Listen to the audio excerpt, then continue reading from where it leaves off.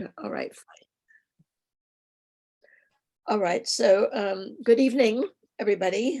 Welcome to a special BDNA land use meeting on the subject of rezoning for commercial development in 2 zones in Brentwood, Darlington. My name is Stephanie Frederick. I'm the chair of BDNA, the Neighborhood Association. And our speaker tonight is Bill Cunningham, who's with the Bureau of Planning and Sustainability.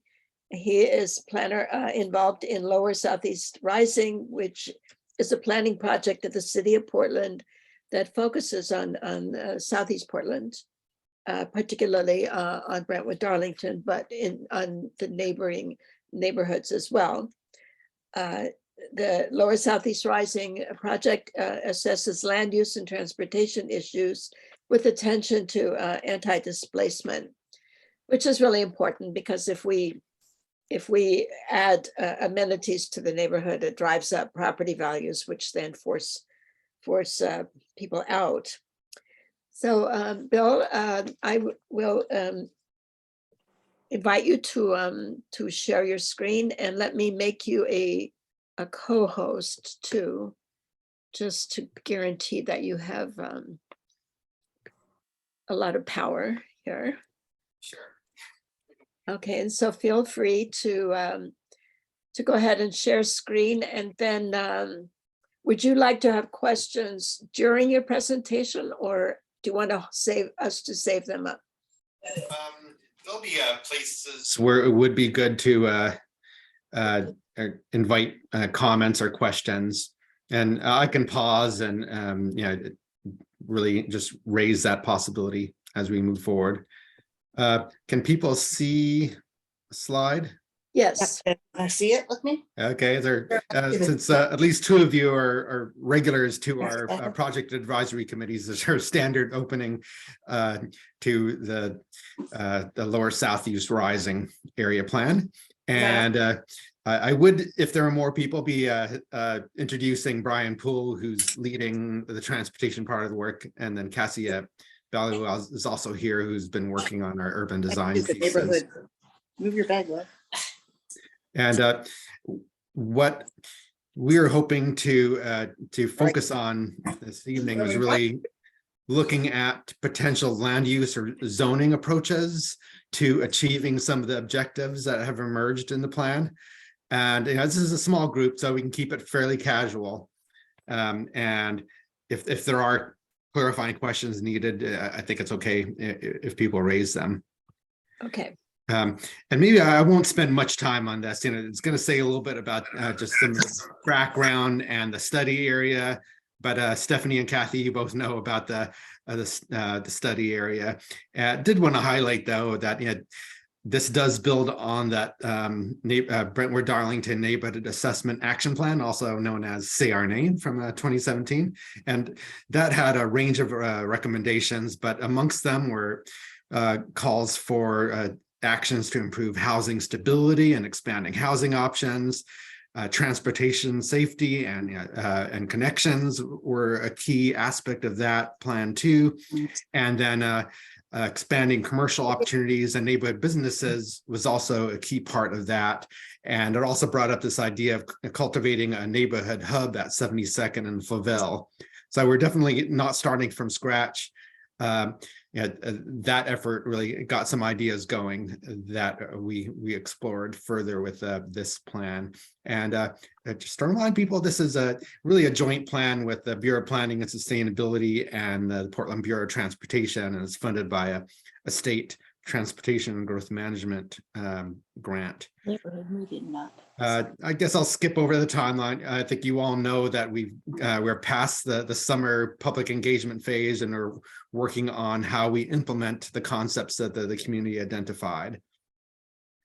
Bill, could I just interrupt just for a moment? Sure. Could the rest of us please keep ourselves muted? I think one of us is unmuted, and we're getting some. We're getting a little noise. Thank you. Go ahead, Bill. Project goals, so things that we're trying to achieve through this plan are increasing commercial opportunities and neighborhood serving businesses, very much a continuation of the Say Our Name efforts.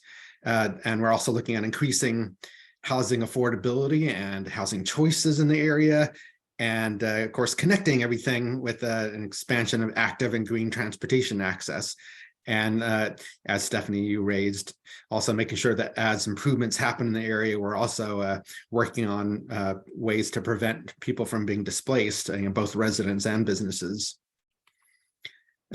Just some of the genesis of the plan too, and you all are pretty familiar with this. With this heat map is showing in the hot colors the places that have good access to services and good transportation connections to things. So hot areas, that's where you've got the businesses, that's where you have the sidewalks and the street connections, and the blue and purple areas where those services and the connecting infrastructure are lacking. So you can see Brentwood, Darlington, definitely one of the places where there are gaps and lacking that access to services.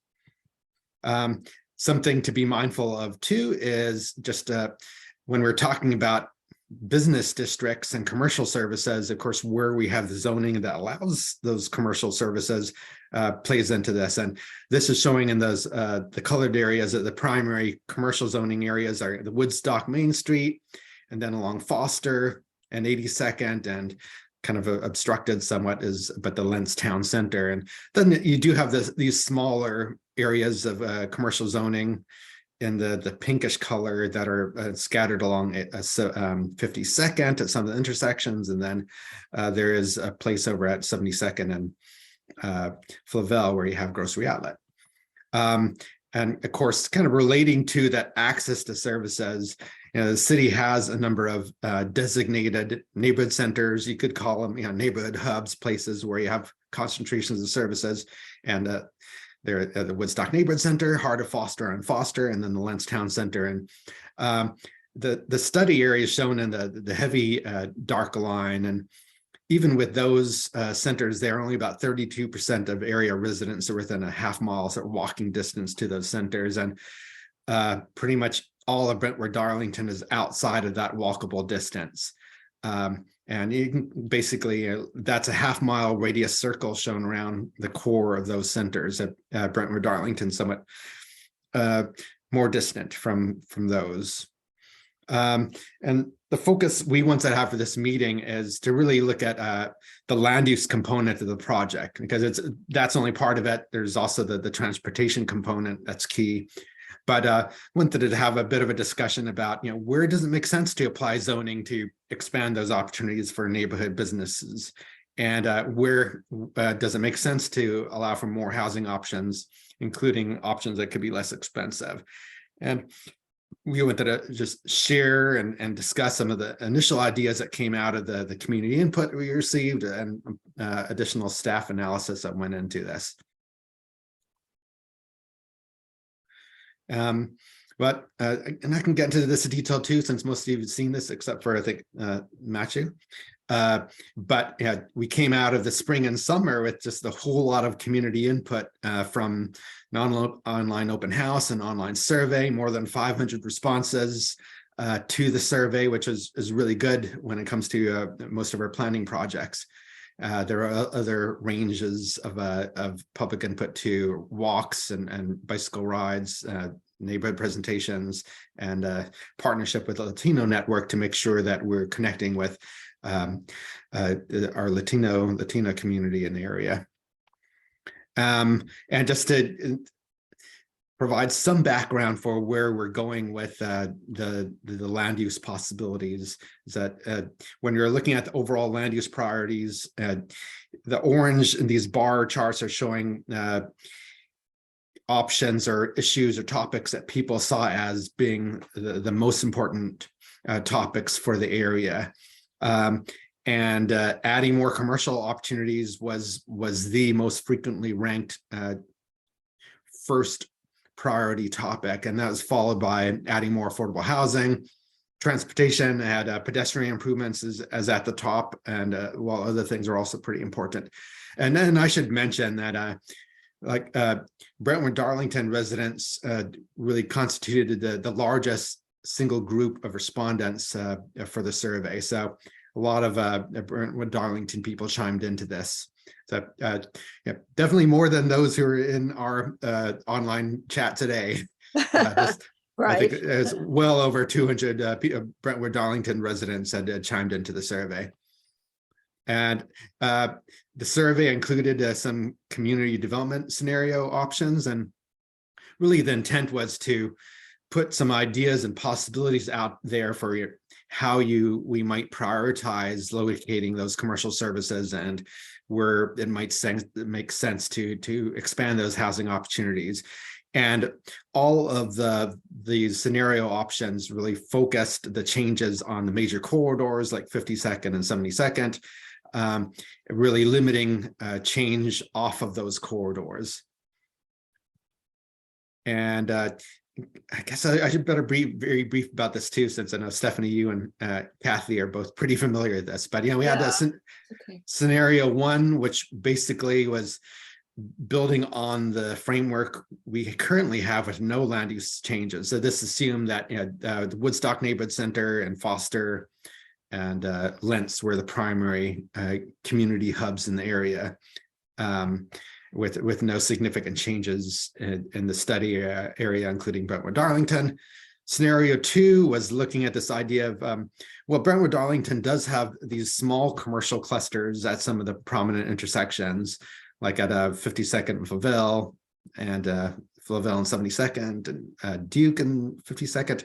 And this looked at just focusing on those major intersections and expanding some of the commercial zoning opportunities to really strengthen those small commercial clusters. And then scenario three was looking at strengthening those intersections in terms of those small commercial clusters, but also expanding housing options along those 52nd and 72nd corridor areas to allow more housing options, including multifamily. And I didn't say anything about how these fared in the surveys, but generally the base case with no changes did the least well in terms of people seeing that as the preferred option, and some greater support for the enhanced intersections and then for the corridors. But the scenario that received the most support was this fourth scenario, which was called Centers and Corridors, and that proposed a new neighborhood center, sort of a stronger community hub around 72nd and Flavel, which would include the idea of growing that business district, maybe creating a little bit of a main street, and also expanding housing opportunities in that potential neighborhood center. And then this also incorporated some of the other ideas, like focusing some housing opportunities on the corridors and strengthening the commercial zoning at some of those key intersections. And this option received more support than all the other scenarios combined. So it seemed to be a pretty broad support amongst the 500 plus people who completed the survey for this. And it really just seemed that people were really interested in the idea of, well, Woodstock's got their neighborhood hub, their neighborhood center. It'd be good to have more services close at hand in Brentwood Darlington, is what seemed to come out of the comments and people's responses. So I don't need to go into this anymore, but because of the community support for centers and corridors, that was chosen as the preferred community development scenario. And we have a preferred scenario report, which really outlines the community input that went into this. And we just wanted to highlight the fact that really the biggest change for this one, and really what sets it apart from the other scenarios, is this idea of Brentwood Darlington having its own neighborhood center focused around 72nd and Flavel. And just a little bit of background before we start getting into the discussion about zoning and how to implement that concept. And basically, I mean, that's the thing I want to highlight. Where we are now in the project is we have these little bubbly diagrams about how generally the community has indicated they'd like to foster development in the area. But now we're looking into what specific zoning code approaches could support or help foster the actual implementation of that scenario, the centers and corridor scenario. So that's where we start getting into the weeds of zoning. And a key thing to be aware of in the broader plan area is that by far the greatest amount of zoning is single dwelling, which are the yellow and orange colors. And I think in Brentwood Darlington, it's even a higher percentage. And then multi-dwelling zoning is shown in blue, and that's about 10% of the land area in this study area. And then commercial, which are the red and pink areas, like in Woodstock and Foster, it's only about 6% of the land area. And then there is some employment and industrial zoning. That's the southern part of 82nd and over towards the Springwater corridor at the southeastern corner of the study area. So just major takeaway in terms of zoning that supports a pretty broad range of options. It is mostly limited currently to single dwelling zoning in the area. And maybe I don't need to get into this. I was going to focus a fair amount on the range of zones, but Stephanie and Kathy, you both heard this spiel before. Yeah, but that's fine. Go ahead. But yeah, just the key takeaways when you see these nebulous sounding names for the zones like RM1 and RM2 is RM1 is the smaller the number, the smaller the scale. The RM1 is a multi-dwelling zone. It is typically 2 to 3 stories, and it is intended to be fairly compatible with single family with requirements for landscaping and setbacks. RM2 starts getting bigger, and it's typically located along corridors or in our mixed use centers. And that bumps up the scale to 3 to 4 stories. And then for the commercial and mixed use zones, and I'll say a little bit more about what mixed use is a little bit later in a subsequent slide, but we have a few scattered sites that are surrounded by residential areas that have the CR zone, and that's basically corner store zoning. It's really typically just 1 to 2 stories and is not applied very broadly, it's just in scattered sites. And then CM1 zoning is a 2 to 3 story mixed use scale, so a pretty small scale mixed use zone. And I think that mixed use project you see right there is on Woodstock in the CM1 zone, so it's not too far away from this area. So it is a real life local area example of that scale, typically 2 to 3 stories. And it's typically applied in places that are intended to be less intensely urban. The CM2 zone is our standard Main Street or mixed use center type zone, and that's 3 to 4 stories. And that's what the zoning we have on Foster and on Woodstock. And I should really highlight that there are bigger zones than these, but for this plan, we're looking at keeping it to the somewhat smaller to mid-scale zones and really keeping the most frequently applied zones to being RM1, that small multi-dwelling, and the small scale CM1. So there's really trying to be sensitive about the fact that any change is a transition in scale and being mindful of that. Just wanted to say a few notes about what we mean by these commercial mixed use zones. We use both those terms, commercial and mixed use, because they are the zones where typically our commercial uses happen in neighborhood areas, but it's not just commercial. Besides retail and office uses, it allows residential uses, community service uses. You could have medical clinics, bars and restaurants are allowed in that zone, and a small scale, what some would call maker space, is also allowed in those zones. And it doesn't always have to be a mix. You can do a purely commercial project, or it could do a thing that has a mixture of ground floor retail and upper level residential, which is pretty common. And those zones all come with some design standards calling for things like ground floor windows. There's requirements of breaking up large facades. And there are requirements in the 4-story zones that if you're next to a single family zoning, you need to step down in scale to more of a 3-story scale right next to the single family zones. And a question that was asked before is, how small can development in like the CM1 zone be? Oh, that was my question, yeah. It can be pretty small. You could do nothing but a house or like a commercial kiosk in those zones. There isn't a minimum scale, especially for the CM1 low scale zone. And if you have an existing house, which is the case in some of the areas they're looking at zone changes, that existing house can stay and expand. There's no requirement that it has to be replaced by commercial. The thing to be aware of too, the units included have to provide some outdoor space, and you can combine them into a courtyard or plaza type space, so that the fact that we require some outdoor space also provides leverage for getting things like a plaza as part of a mixed use development. And these are fairly new requirements. They only came in the last 3 years, as some of the older development didn't have to meet some of these standards. A question that came up too is about just commercial development and what makes it happen. One key thing is commercial zoning is really a precondition for locating businesses and anything other than small home-based businesses. If you want to have a neighborhood business district, you need the commercial zoning to allow for that. But zoning, in a way, it enables something, but it doesn't guarantee something's going to happen. And there's so many other pieces that are determinants. Financing and leasing rates are key to the business decisions, and businesses are looking at what the local customer base is.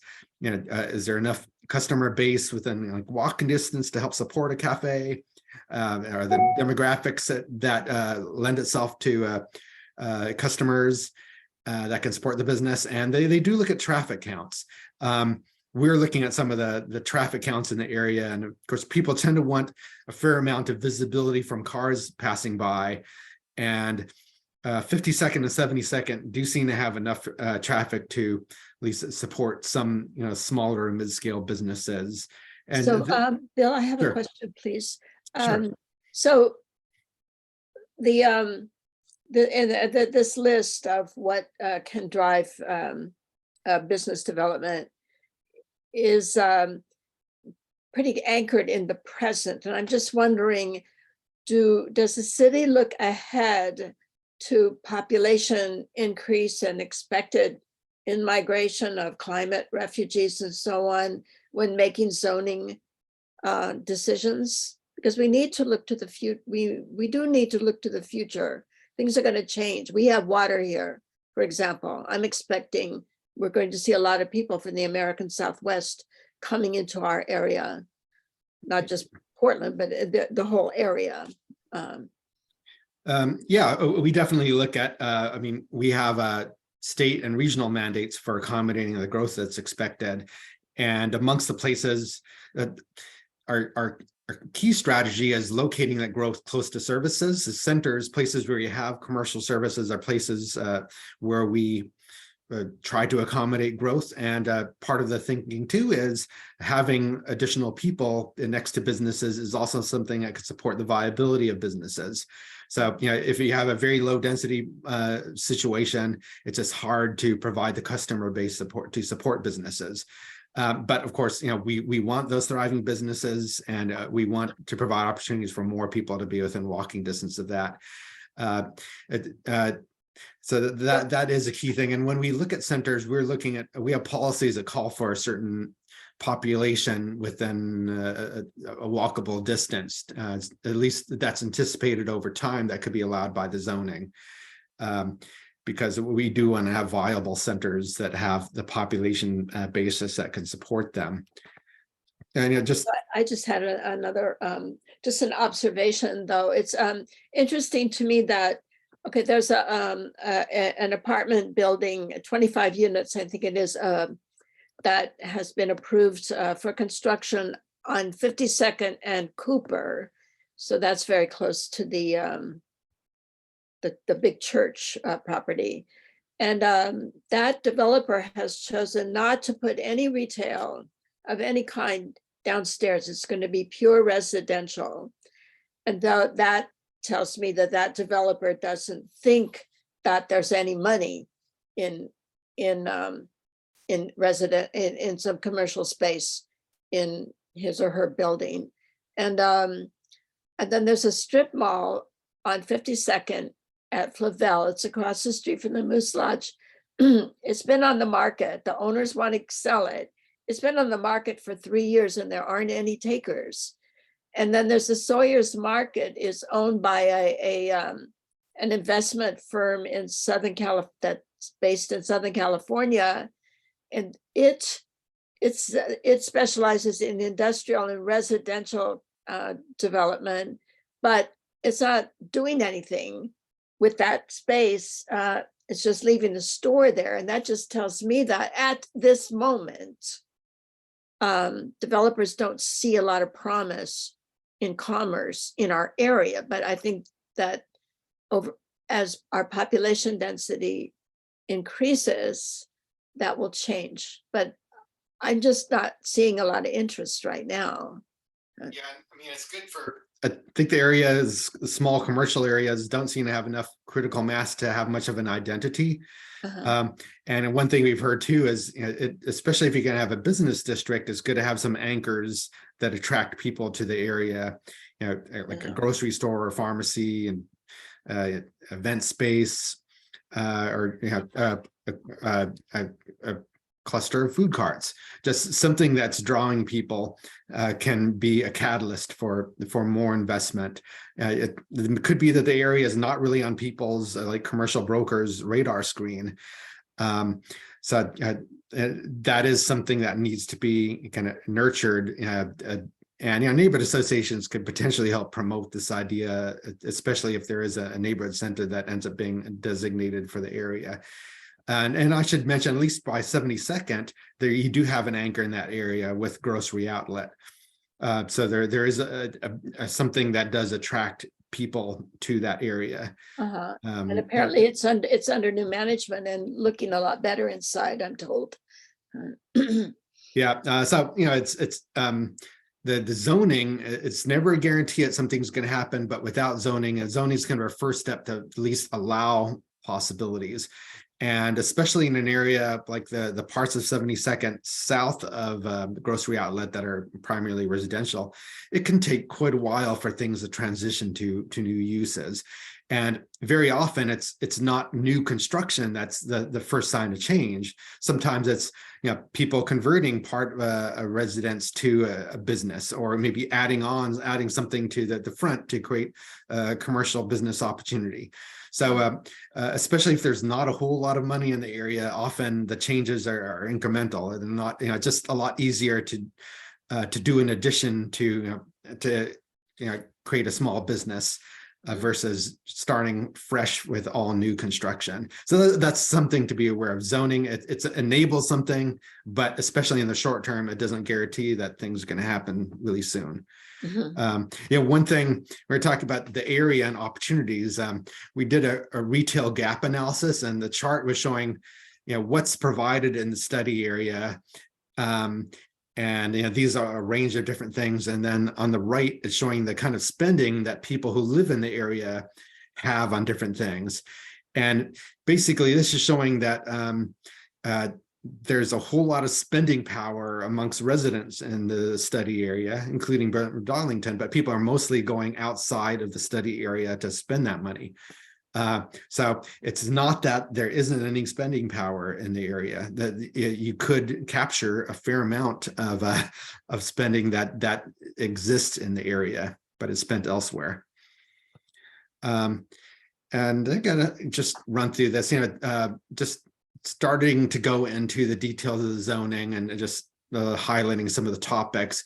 And these relate to the scenarios we had earlier, but some of the changes are at some of the more significant intersections, increasing the zoning allowances to allow more commercial there and more housing opportunity, some of those locations. And then along the corridors, especially along 72nd and some extent Woodstock, allowing more multifamily development. And I'll get into the details of that a little bit later, but like in 72nd, for example, it'd be going from existing single family zoning to that smallest scale multi-dwelling zone. So not a whole lot of difference in terms of the allowed scale, but more flexibility for numbers of units. And then really wanted to focus on the potential new neighborhood center, focused around 72nd and Favell, and then extending towards 82nd. And that is really the big move in this area. you're taking an area that really just is about 5 acres of commercial zoning around grocery outlet and trying to cultivate more of a main street along 72nd, especially going south. And I should just mention in terms of, there are 5 acres of commercial zoning at 72nd Flaville, and that compares to about 24 acres in the Woodstock Main Street area. So it's right now it's pretty limited commercial zoning for businesses. I did want to focus on that potential neighborhood center, and Stephanie, it'd be really great to involve Brentwood Darlington people in terms of if there is life to this idea of cultivating and designating a neighborhood center here, what would people want to call it? We're just using a term Brentwood Darlington neighborhood center because it does serve Brentwood Darlington, but if people have other ideas, that's entirely cool. But generally what's happening here, as I mentioned before, is some expansion of the commercial zoning, especially in 72nd, to cultivate more of a business district over time, and then expanding some of the multi-dwelling zoning so that more people can live close to those services and support those services and have the benefit of being close to things. And just drilling down, and I'd love to have more Brentwood Darlington conversation on some of these things because they are frankly significant changes. But amongst the things we're talking about is the areas already have commercial zoning, so focused around that intersection by grocery outlet, is going from the existing CM1 zone, 2 to 3 story scale to allow up to a 3 to 4 story scale. And I believe, Kathy, that's definitely the concern you've raised. But in terms of where we're considering the possibility of extending the mixed use commercial zoning to the south, CM1 is what we're talking about right now. So keeping the scale to a 2 to 3 story scale in the areas that would be expanding to cultivate more of a neighborhood main street. I have a question, Bill. Sure. Along in this area, which is zoned CM2, are there any buildings that are more than 1 story high, or 2 at the most at this time? The commercial buildings are pretty small, but there are a number of apartments and other things that are 2 stories. Okay. I think there might be something that's verging on more of a 3 story scale in the multifamily area south of the school. But yeah, it's pretty low scale right now. And it's not necessarily the case even in the RM2 zone that allows 4 stories that people build to that. It tends to be less expensive construction to do apartments that are 2 to 3 story scale. And that's what we've seen is pretty common actually in the RM2 zone. But part of this idea is that right next to the commercial zoning, going from that orange, which is now R2.5 townhouse zoning, to RM1 and RM2 multi-dwelling zoning to provide some more options for housing. And that would be extending over towards 70th from the potential commercial area. Any questions or thoughts about this area? And you could see also here that going north from where the grocery outlet is and north of where that little food cart pod is, the proposal would be go to RM2, some medium scale multi-dwelling zone. So that's the 3 to 4 story scale. You could see that going north of that pinkish CM2 zone. Mm-hmm. Well, I was just wondering whether you all track applications, to get permits to build new things in this area. Is there? I haven't looked at notifications for quite a while, so I don't know if there is much activity at this time. Yeah, I haven't looked at it really lately, but I think most of the development activity tends to be in the residential areas. Yeah, that's what I've seen as well. Yeah. So yeah, you have some townhouse type development and single family houses. People are sometimes tearing down the small house, putting up a bigger house, and nowadays the prices are actually have crept up. I was seeing some townhouses that were going for over $700,000 Oh, I per unit. know. So Yeah, gosh. that's not the way Brentwood Darlington used to be seen. So clearly, the market's changing in the area. And typically what we've seen is that first, the residential market becomes appreciated. And then developers start paying attention and thinking, people are investing in this area. Maybe I'll look at something in the commercial mixed use zones. Like in the inner Southeast division, first you had like the bungalows started getting expensive and sought after. And then, most developers are pretty conservative. They want to see that a place is popular before they invest in new construction.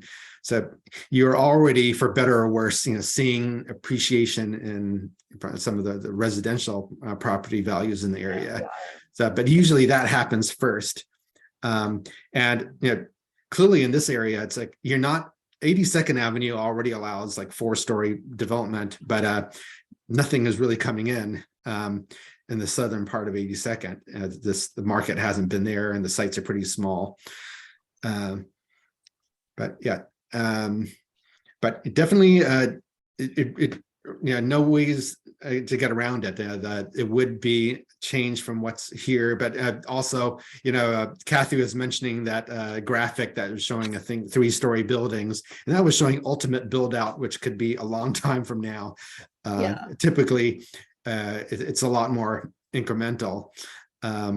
If you're to go to 42nd in the Cully Concordia area, you'd see kind of a scattering of newer things, but most everything is still pretty small scale, and that zoning has been in place for a long time. So it's and growth, Gateway allows 10+ story buildings, but the Gateway Fred Meyer and the shopping center is still there, and Mall 205 is still there. So allowing things is one thing, but it can take a long time. Right. So we're looking to a long-term future here, right? We're positioning ourselves for change that will inevitably come in the form of greater population and higher property values and so on. So that's how I'm looking at it. So it's down the road, but we should try to anticipate those changes. It's what you want to allow for or foster, but never a guarantee, especially in a short-term time frame. And then we are looking at this center extending out towards 82nd. Some of that R 2.5 orange zoning, the townhouse zoning, could potentially go to the small scale RM1 multi-dwelling zone. And then in our project advisory committee, you had raised that question about, well, what about 82nd over near Flavel? What would people like to see happen there? And right now it's employment zoning, which is intended to be kind of light industrial, limited some retail, but it also allows drive-through uses and self-service storage, which isn't allowed in those commercial mixed-use zones. And people seem to like the idea of maybe cultivating that as another anchor for that neighborhood center. And so potentially going to that mid-scale CM2 zone. So that's something I think we'll be looking into to a greater extent. And it is also the case that you do have those small lots along 83rd Avenue are residential, entirely residential along 83rd, but the residential is actually prohibited in that area. And do you think that the improvements in the roadway there on 82nd Avenue will attract new development? Now that 82nd is under the jurisdiction of the city? Yeah, it could. It is intended to have some safety improvements. So it's not the highest profile improvements, but it's PBOT's looking at how it could become a safer place, the more frequent crossings. But yeah, the future of 82nd is a huge question. It is a place that has high visibility in terms of traffic. I think there's something like 22,000 vehicle trips along 82nd right around there every day. So if a business wants to be seen, they will be seen at least on 82nd. The much more high visibility than 72nd. let's see, any thoughts about this eastern end? And this is a place, and Matthew, I want to line a conversation up with Lentz to see what their thoughts, because this straddles both Brentwood, Darlington, and Lentz. I mean, I think the area does want to see more commercial opportunities, and the existing use is kind of very challenging. And so I think that is kind of the lay of the land right now in the population in conversations I've heard. It's interesting, the Del Rancho motel sign is almost historic. It looks so mid-century. Interestingly enough, interstate corridor, they identified some of those 1950s motel signs as things they wanted to preserve as part of the character of the area. I haven't really heard people talk about what's important to preserve in 82nd, but that Del Rancho sign is classic in its way. Okay, yeah, well, maybe we should preserve it. but It's at 82nd and Flavel, though it's not a very attractive area, and it doesn't feel safe to be there. There's certainly been a lot of injuries there over the years. Mhm. the sidewalks are super narrow. I think in some cases it's like the sidewalk's about 5 feet wide between the curb and the edge of the building. It's not what works well with all the traffic. But yeah, it seemed like people really wanted to cultivate a place that could be more of a neighborhood anchor there. Mhm. And the things that are there, like the small retail and the motels, for whether you like it or not, the commercial mixed use zoning would still allow that, but it wouldn't allow some of the things you see elsewhere in 82nd. So you couldn't put in CM2 would not allow a new drive-through use or a self-service storage use, which some of the new things happening on the east corridors have been this, these 2 or 3 story self-service storage buildings. Okay. On the prior slide, you kind of we're showing like an expansion of the RM, I think 1 off of like 70th. And so that's like, feels good because like right now, we kind of delegate or regulate new dense housing along the corridors, which have, negative health impacts for the residents. And so kind of allowing a step up to these corridors, I think makes more sense than having the step down you described earlier off the corridors. And that's a broader conversation in the code to consider. Right, we would like to talk to coordinate with the 82nd Avenue project, because a part of their project is looking at how do you create housing stability and small business stability, and connect lower income people to workforce opportunities. And this area, it is one of the largest chunks, actually, of multifamily zoning just off of 82nd. And it would allow housing opportunities removed from the worst impacts of being right directly on the corridor. Many people are not aware of this, and this highlights how incremental it is. The north side of Flavel is already RM1 zoned, except for the manufactured dwelling parks, and the zoning is intended to keep those manufactured dwelling parks. So this approach would assign the same RM1 multi-dwelling zone that already applies north of Flavel to that south of Flavel area around Malden down to Lambert. And it would this is an area that already has some of the makings of a center, and that actually has a fair amount of multi-dwelling zoning in the area, and it actually has a civic anchor. The school, you don't want to underestimate how that civic function could be an important part of a center. Some places like Hillsdale, Reiki Elementary hosts a farmer's market in their parking lot, and the elementary school here has a large paved area.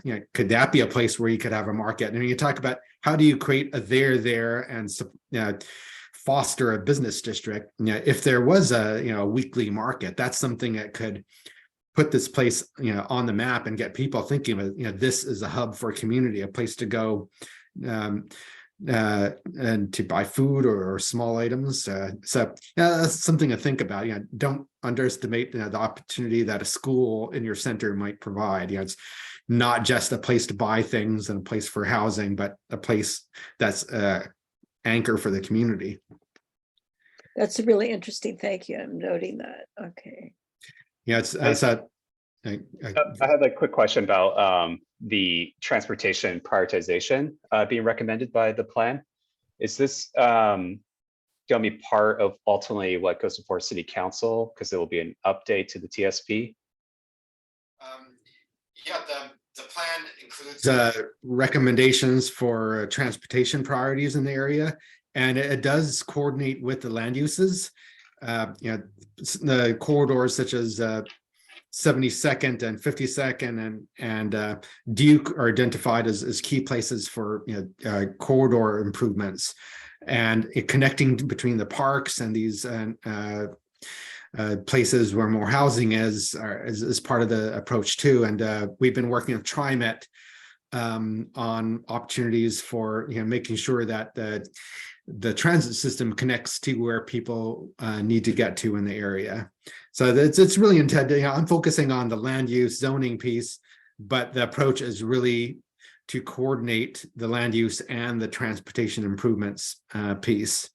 Yeah, and I can jump in, Bill, too, and say that typically with our area plans, we actually wait and we'll sort of recommend TSP changes in the next TSP update. But because we're actually already going to sort of through the legislative process with this, going to Planning Commission, we do expect to sort of bundle the transportation changes sort of as part of this process.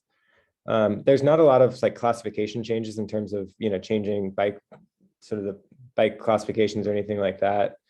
There might be a few, but it would be adding more be adding new projects to the TSP project list, which does help if we're sort of going back out and applying for sort of regional flexible funds. There's sort of other fund opportunities. So it would be helpful to sort of to muddle these together, and that's what our approach is expected to be right now. Yeah, because like a few things like Nap Ogden's a major city bikeway south of Clinton.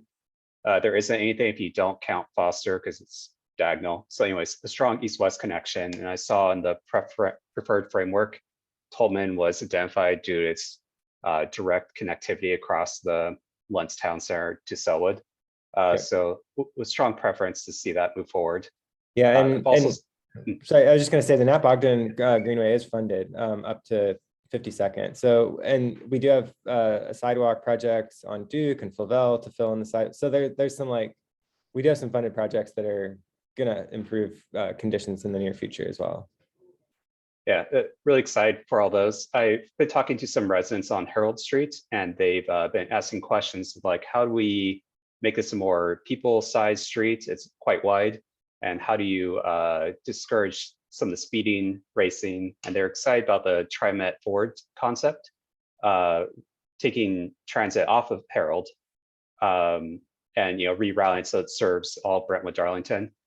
And so I guess that's kind of a follow-up question is, would the transit classification of Herald, assuming TriMet moves forward with this and the timing works out, would that be part of the TSP update too, is degrading it or lowering its classification down to local transit service and not transit access? So, in a similar fashion, would 72nd potentially have segments upgraded from local transit service to transit access centers, or whatever the term is, for more prioritized routes? Yeah, and I don't have those slides ready tonight, but we would be looking at possible changes to classifications to transit, depending on what sort of TriMet proposes. We have been talking with them about a potential reroute or modification of that to actually move service back to Herald and switch it from Duke to Herald. That's still a conversation. I know that we had that conversation last week in the board meeting. TriMet's still looking at sort of the alternatives there. So the sort of short, I don't have the slide, but the short summary is essentially moving service from, or keeping service on Herald and then going down 72nd, which would allow for access to the Mount Scott Community Center from Brentwood, Darlington. But again, it sort of takes away that door-to-door service along Duke to Brentwood Park. So there's definitely a trade-off there that they're looking at. But we are in conversations with TriMet and sort of whatever comes out of that Forward Together plan and actually becomes their plan moving forward. that will dictate what we do sort of with our classifications in the planning process. Are we, we're planning a visit Southeast Uplift, their land use transportation committee, with an update on the plan. So that would be an opportunity to share some of the specifics about transportation. Yeah, I do know, like, there is the proposal upgrade frequent service on Woodstock, and the Portland Freight 2040 plan is looking at upgrading the freight classification on Woodstock and lowering it on Johnson Creek. So I think I get the scope is where it is today, but there's some like concurrent parallel planning efforts that are going to directly influence this effort in some ways. And I know you cross that bridge when you cross it, but it seems very likely based on discussions happening right now on those planning efforts that those changes will materialize. Just want to make sure, I mean, anyways, I know you're all are looking at those plans, but I'm kind of trying to imagine where all the three intersect and how they influence each other. Particularly since Woodstock is difficult to cross as a pedestrian, the lack of crosswalks, a high rate of speed, and add freight into the mix, a priority truck route. And that's just going to complicate access and circulation for pedestrians in the urban fabric of the community. Anyways, since I don't really have any ask of that, I'm just kind of highlighting and make sure it's, that feature is kind of being looked at in this effort. That's all. Yeah, no, it's a great point, and it's something actually we've been sort of talking with TriMet about in this planning process. Is I feel like Woodstock has developed in a way that sort of transit's catching up to it in this forward together concept, right? Where there's been a lot of development happening between 52nd and 72nd, and they need transit service to serve that sort of rapidly densifying area. And there's also no crossings between 52nd and 72nd, or very few. And having transit stops there helps us justify adding more stops in that section of Woodstock. And so they do sort of go hand in hand, where the transit service will help support us in adding crossings. And obviously we need to do so in a way that that reduces conflicts with freight movement as well. It's something that's a conversation that we're having. No one wants freight anywhere in the city. It's a difficult conversation to have, and there's trade-offs with that conversation. But it's something we're sort of thinking about, and also I'd say that's why we're excited about sort of how we advocated for Woodstock service in this forward together planning effort. TriMet listened, responded. I think they heard from our advisory committee, and are open to other changes that best serve sort of not only the sort of current conditions in Brentwood Darlington, but also these future changes that we're proposing. So that's whether or not it's sort of going to be perfect. They're out of the gate here with this forward together concept. They have said they're open to modifications in the future to sort of align with where development's happening and land use changes.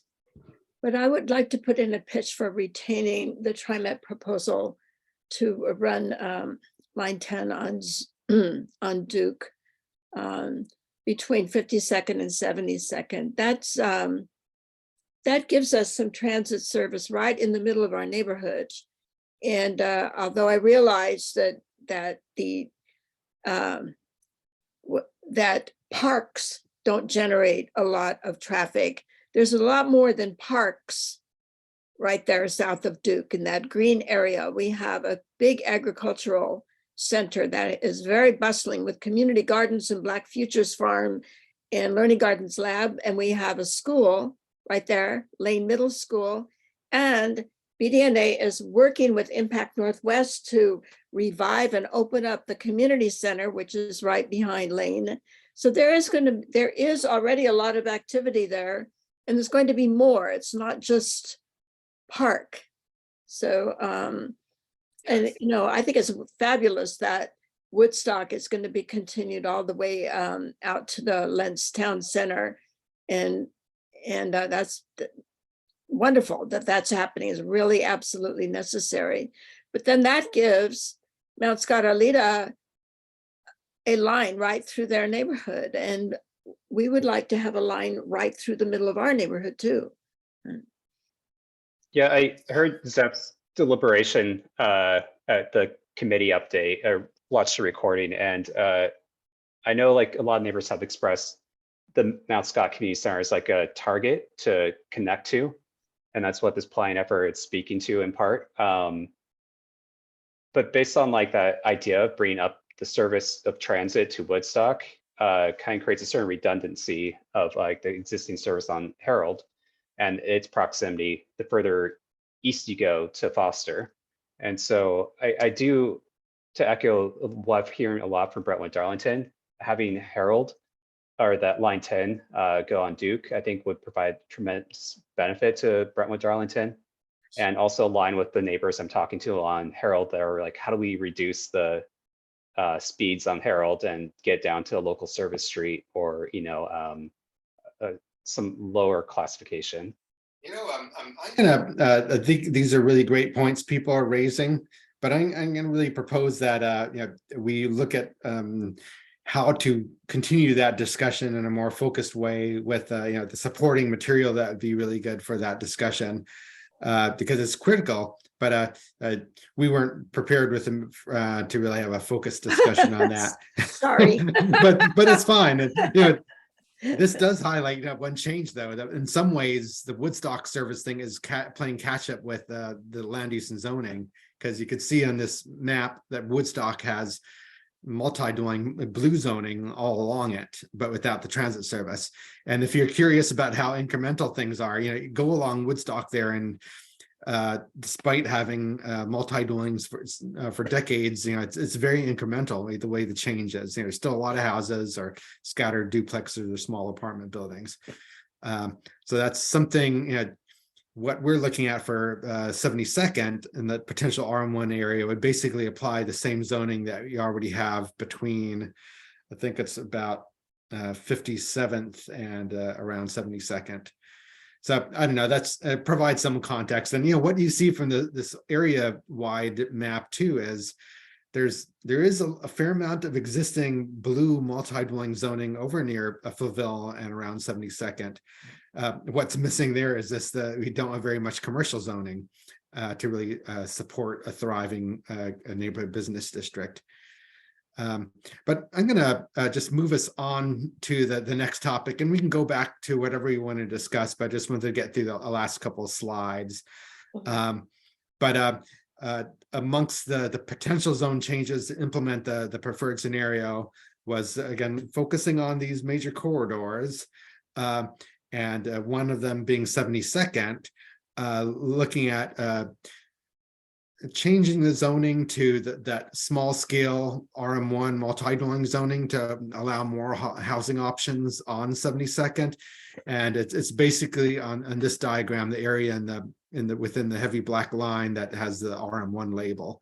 Right now it's either orange, which is the R2.5 existing townhouse zone, or it's some R5 zoning to the south, closer to grocery outlet.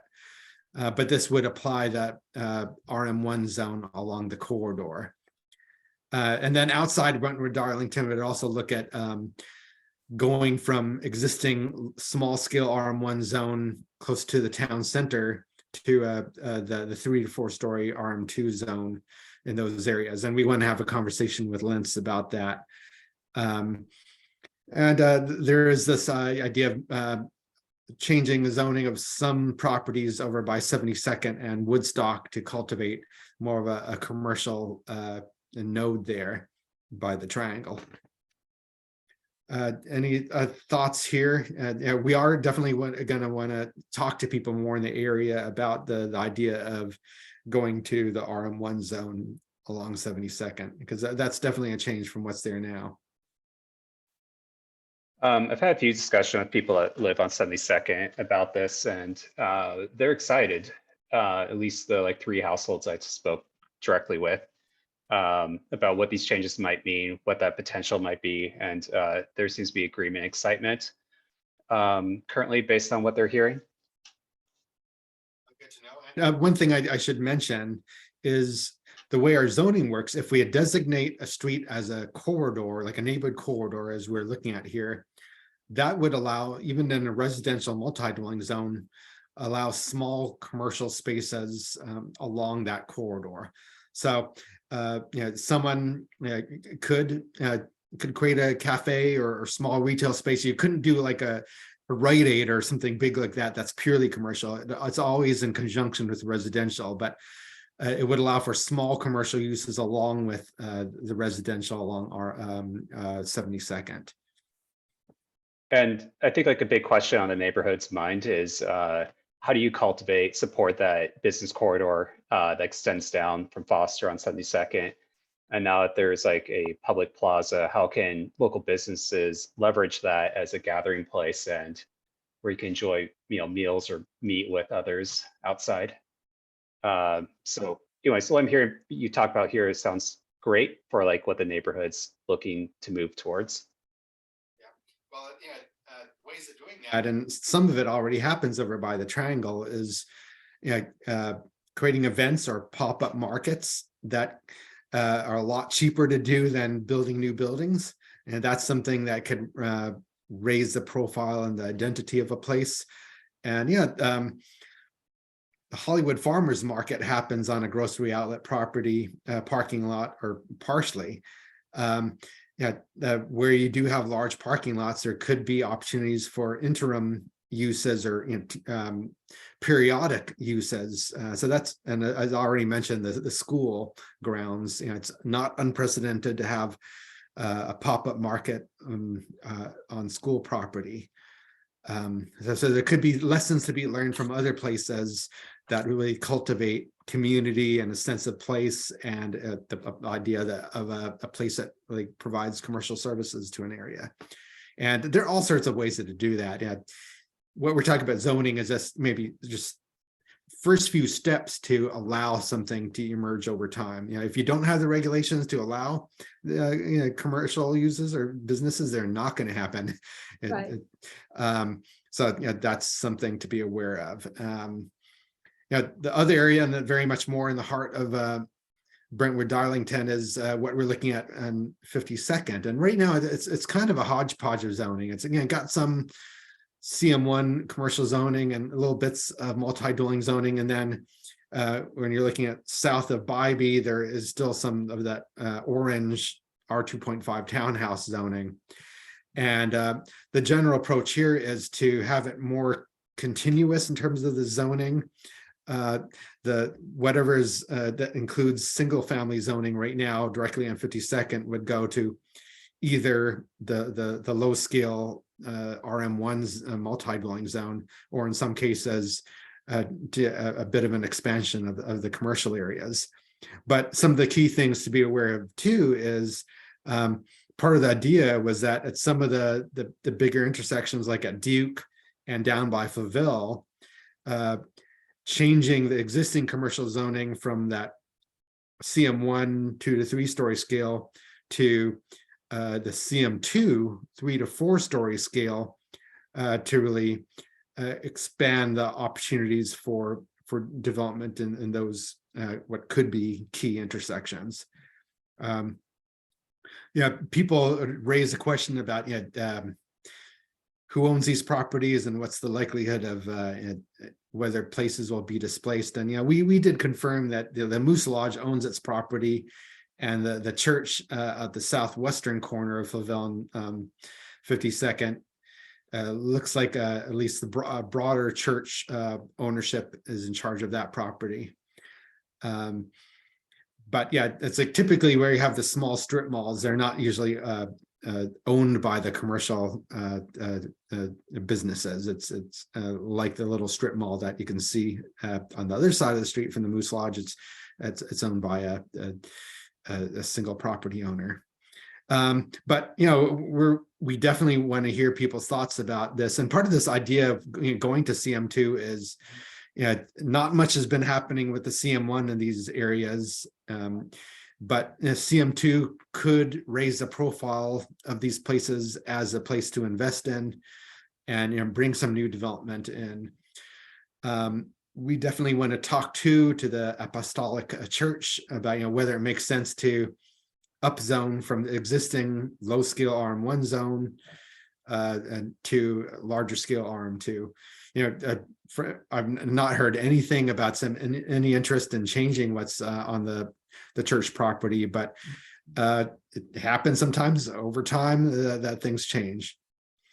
Let's see, yeah, it's harder to explain 52nd because it's a kind of a more complex place, but generally it's reinforcing some of the existing small commercial clusters, and in between the commercial clusters, allowing for multi-dwelling zoning.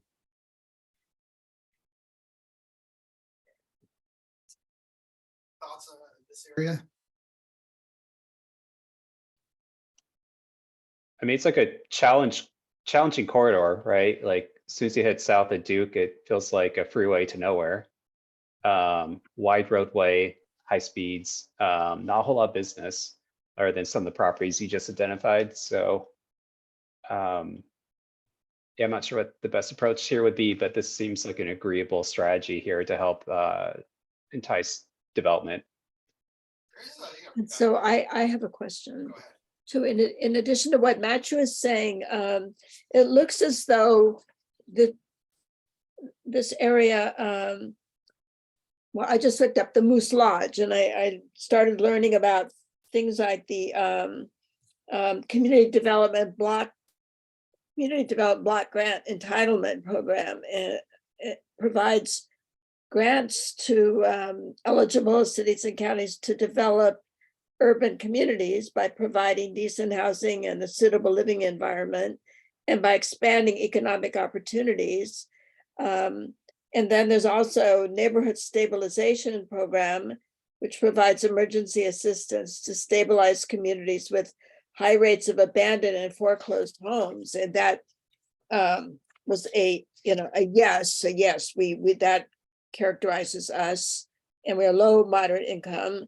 And so it seems to me like there's some other resources out there besides just the market. Are those these other resources a possibility? There's a neighborhood prosperity investment area program that looks like our commercial center might become eligible for. Is there any help for us outside regular market forces? There are opportunities, and there are definitely grant opportunities for things. Some communities have grants that have funded like a Main Street manager to foster a business district. And some of that happens too, as you said, through like Prosper's neighborhood prosperity initiative, which is in places like Cully and the J District. And whether we have on our list of ways of like small business stabilization is of looking at the idea of having a neighborhood prosperity initiative program here, but it's right now it's just identified as something to look into, and we'd really have to talk to Prosper about that opportunity. But a lot of their neighborhood prosperity initiatives, in fact, every single one is focused in an area that's in a designated center. Like there's one in Park Rose, one in Division Midway, and Cully, and they're it seems like you do strengthen your argument for a focus in an area if it's identified as a center, because it's important both for our neighborhood business district strategies and our housing approaches. And we do have policies that really prioritize a range of housing options and preventing displacement in these places, because we want them to improve, but we want the people who are vulnerable to displacement to actually benefit from the improvements. But there's 140 square miles in Portland, and it's often it can help to focus on some of these center type locations for areas. Right now Brentwood Darlington doesn't have any corridor designation or center designation, so it would come with it some a bundle of policies that tend to support community stabilization, community development type efforts. Okay, well, those are, that's good. That's an argument for designating a corridor in the center. It makes us eligible for some forms of assistance. But I should highlight some of the next steps in that we have a pretty small conversation this evening, but we really don't want it to be the end of our conversations. And this is one of a number of meetings we want to have with neighborhood associations and 82nd Avenue Business Association, and staff's continuing to work on issues here. We're identifying existing low-cost apartments with the idea of making sure we're not adding too much zoning entitlement that could result in their redevelopment, because if you already have apartments, you have people, and they're important options for affordability. But our broader outreach would be once we actually have a formal document and at least draft zoning map available, and we'd call that our discussion draft. So we hope to have a complete discussion draft by the spring. Probably the earliest would be February, and once we have that to share, we'd be looking at having broader open houses and online opportunities for surveys and such. But yeah, I mean, right now our winter phase approach is really just small targeted discussions, and it's by no means the end of the conversation. We just wanted to have these conversations to help shape what will go out to the broader public in the spring.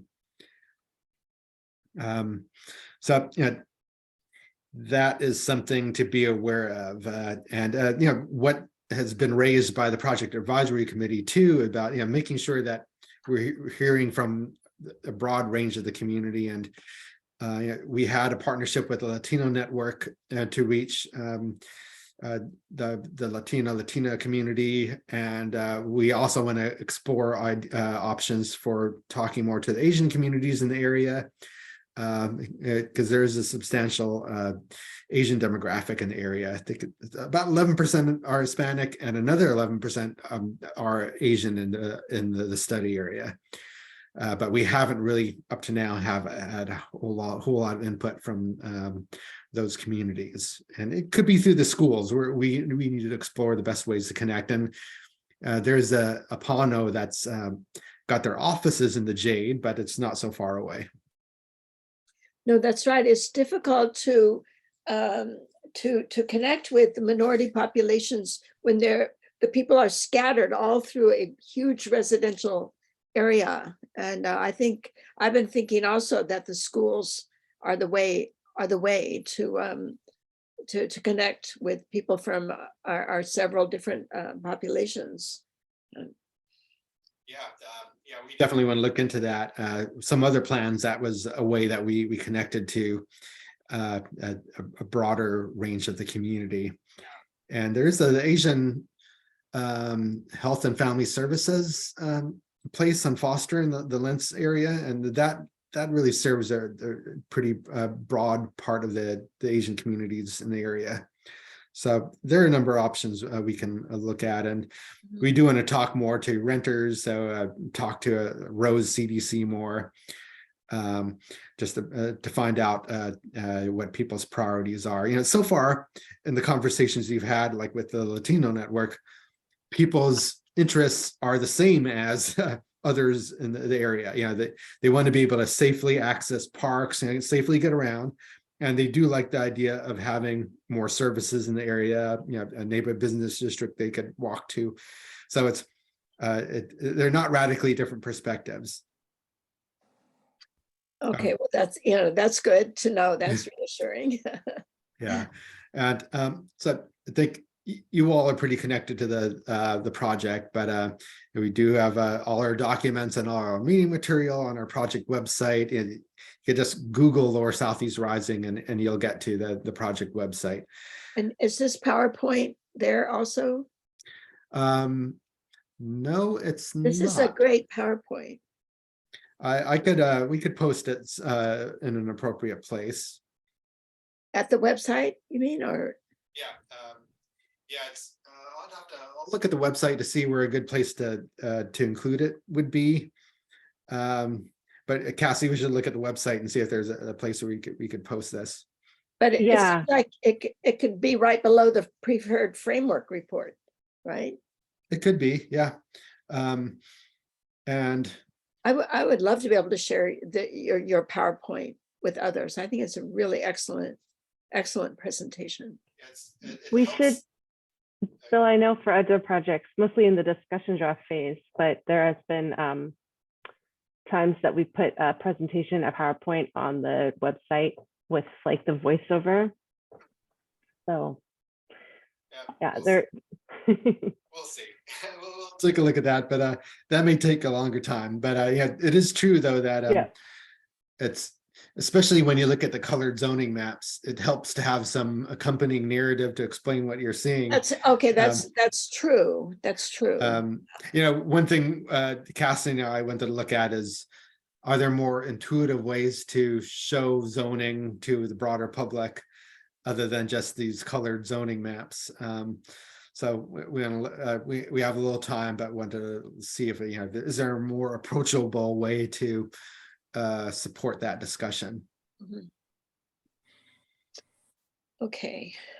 Okay, that's all we have. But again, yeah, this is still early on. So yeah, nothing I've shared I would call a formal proposal yet. It's more of you know, our first take at, you know, based on all the public input we received, of, you know, where might it make sense to cultivate, you know, these you know, neighborhood business districts and or, you know, small commercial clusters, and where does it make sense to, you know, expand the housing options? And for the most part, we're again not trying to do a sweeping change all across Brentwood Darlington, but really focusing on those like the two corridors, 52nd and 72nd, and trying to explore that idea of creating a neighborhood center over by 72nd and Favell.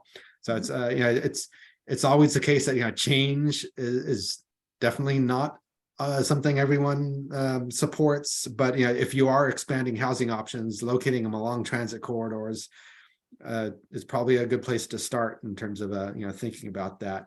Mhm.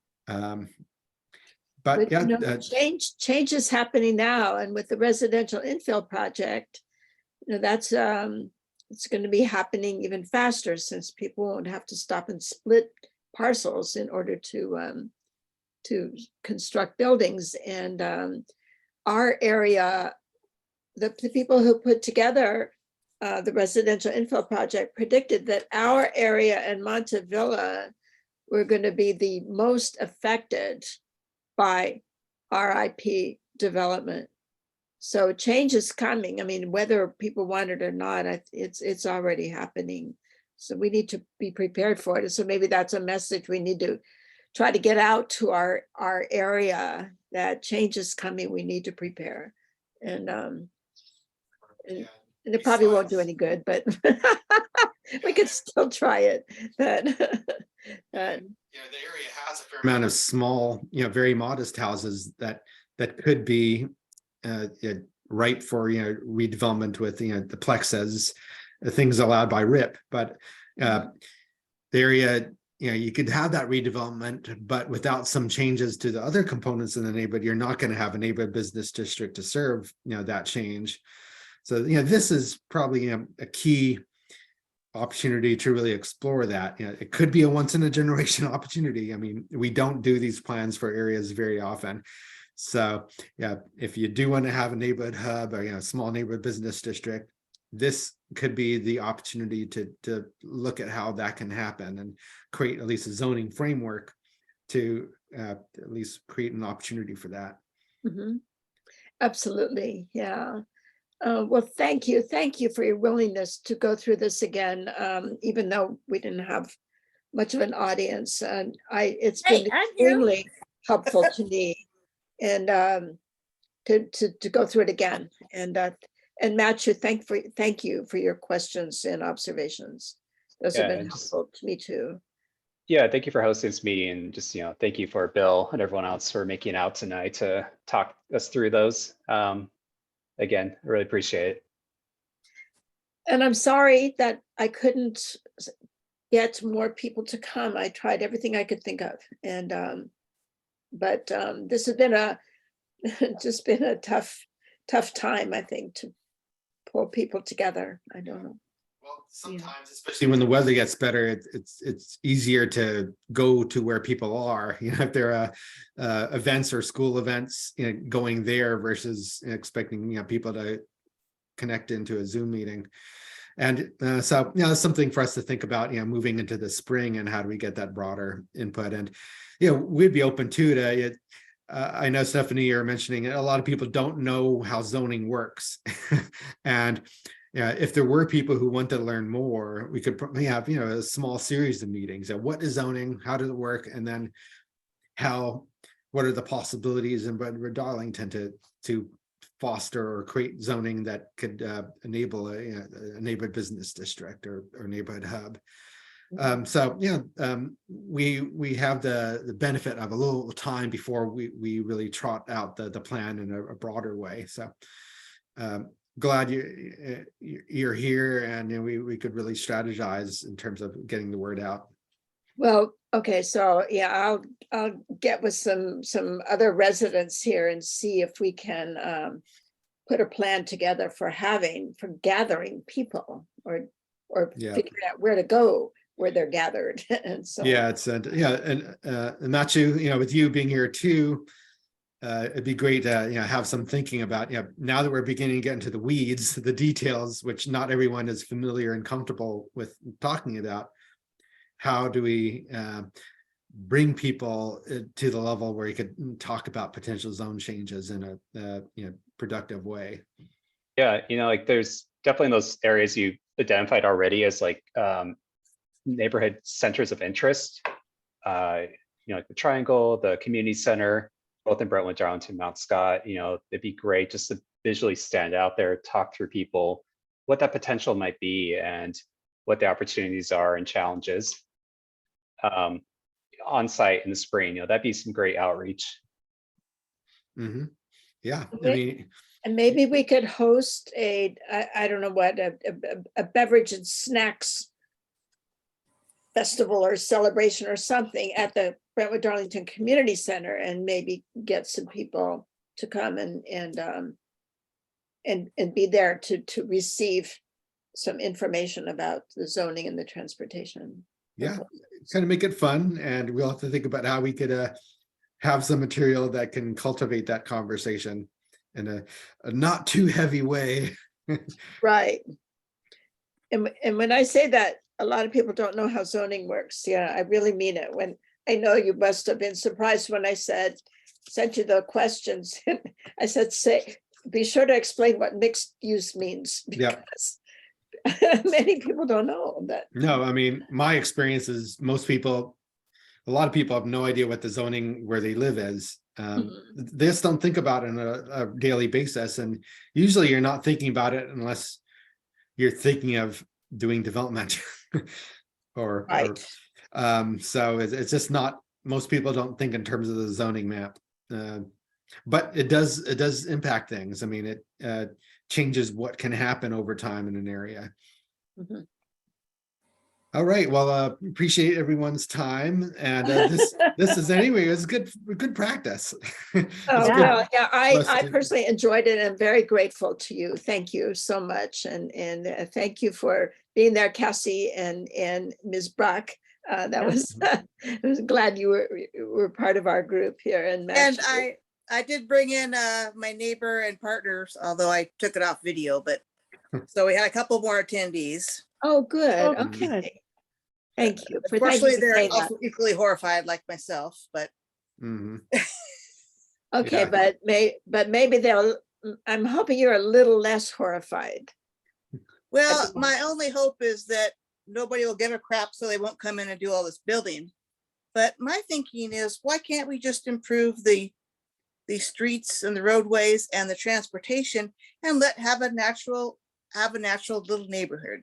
You know, little strip malls here and there, that's fine. Over time, the value of the property will increase and naturally bring in perhaps better businesses. But I just don't see the need with 82nd so close and Woodstock so close. And I mean, there's some people that walk, sure, but we have the grocery outlets, so they have food. So I just do not see the need other than helping build the city's tax base, which is kind of, you know, out there. I Yeah, don't see the need for this. I yeah. don't see anything that benefits me or my immediate neighbors personally in any way. And I see more commercial being more crime, more traffic. In fact, that's part of what that letter I wrote to Marty initially was about. Is just I don't see a driving need for it. All I see are downsides, and I And don't understand why everybody's so rah-rah about it, I guess, Yeah. you know? And I see it quite differently. I would like to be able to have shops and services that I can bike to and walk to.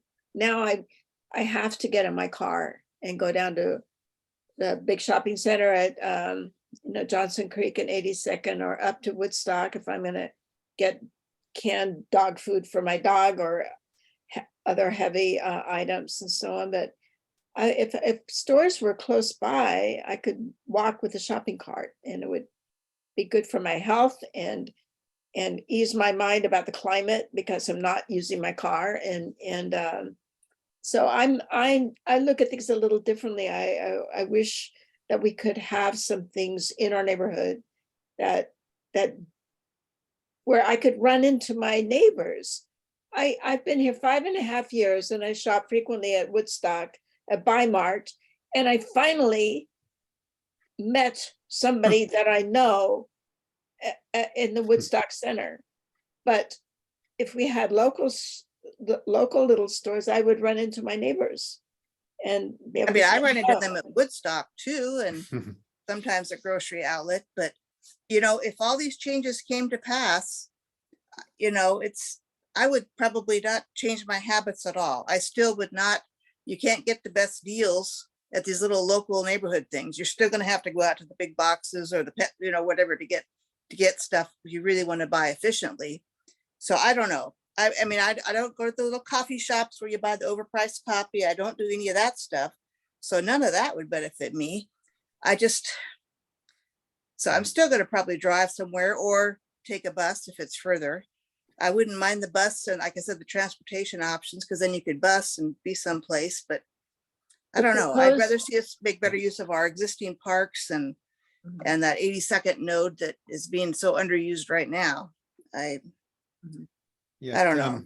Yeah, it's I really appreciate your perspective, Kathy, because we definitely want to be mindful of your perspective, that the whole broad range of perspectives. And starting out there's it wasn't a given, one idea is it would just make it safer for people to walk and bike to get to Woodstock or other centers that aren't so far away. Exactly. But when we did our outreach to the broader community, and it's actually a little bit of surprise to me that people really seem to want their own neighborhood center. Yeah. In terms of really making sure we're reaching a broad range of people, we're definitely getting all sorts of perspectives, but it seemed like a fair number of people wanted to have a neighborhood center within Brentwood Darlington.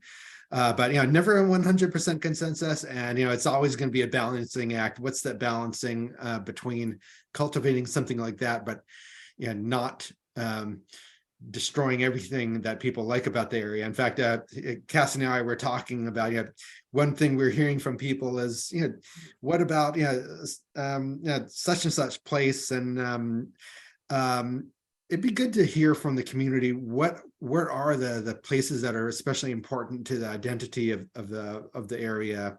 Where are the key landmarks or businesses or what have you that make the area special, that we want to be mindful of. Things are always changing. We could change do no zone changes, but even with the existing zones, there's change happening. But what are the key community places? Is it the parks? There's certain key old corner stores that just people just love that building or business. That's something to think about. Could this plan identify just key places that are critical to the identity of the place? Again, can't preserve everything, but there might be some places that we could really be mindful of Right, retaining. Well, Right. I'd be curious to hear what my other immediate neighbors that I don't speak with daily, who would be right around the fringe of this project think, because I suspect they would not be for that.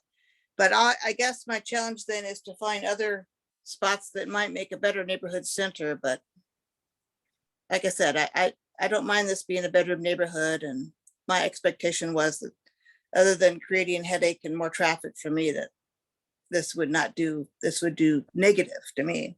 Yeah. And I would consider moving to that. That's how negative I would consider it. Because existing commercial as it is draws enough bad things. And if there's more, there'll just be more bad things and more traffic. So, I'm afraid I'm gonna have to take off soon. Yeah, But me our too. discussion is Yeah. not ending tonight. All right, So thanks, I you appreciate guys. everyone. Thanks, everyone. Okay, thanks Thank again, you. Thank Bill you. and Thanks. Night. Cassie and Good night. Kathy and Matthew, and Right. good night. Have a good Yeah. rest of the evening. You too. Thanks. Okay. Thanks Bye. for Bye. organizing this, Stephanie. Bye. That's fine. Bye now. Bye.